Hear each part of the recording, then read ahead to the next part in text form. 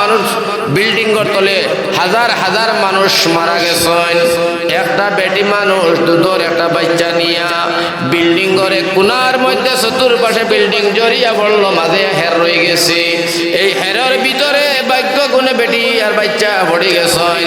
সাইরো ভাই বিল্ডিং দোষিয়া পড়ার কারণে মাঝখানো হের, এই হেরের মধ্যে মা আর বাচ্চা বাঁচিয়া আছেন 21 দিন। কয়দিন? 21 দিন পর্যন্ত রইলা।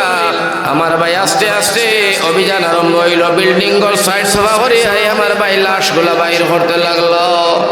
যে সময় জিন্দা বাচ্চার মার এই কবলের মধ্যে ধরছে খাঙ্গাড়ি দিয়া আমার ভাই হোল্ডোজার দিয়া, ও সময় দেখা যায় মাটা জিন্দা, বাচ্চাটাও জিন্দা। সুবহানাল্লাহ। লগে লগে রে বার করিয়া নিয়া মেডিকেল ডাক্তারের কাছে পৌঁছানি হইল। ডাক্তারের পূর্ণ চিকিৎসা দিয়া আমার ভাই হল 15 দিনের ভিতরে মাও চিকিৎসায় বালা, বাচ্চাও বালা, মা ফুয়া দিয়জন আমার ভাই হল সুস্থ হইয়া গেছে।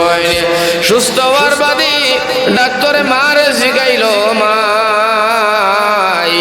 তুমি 21টা দিন তোমার দুধর শিশু বাচ্চা নিয়ে তুমি আবদ্ধ করো আসলায়। মা গো, আমি চেকিং করিয়া বার করে দেখলাম তোমার তনর মধ্যে এক ফোঁটাও দুধ নাই। তোমার এই ছোট বাচ্চাটা তুমি কিলা বাঁচাইলা?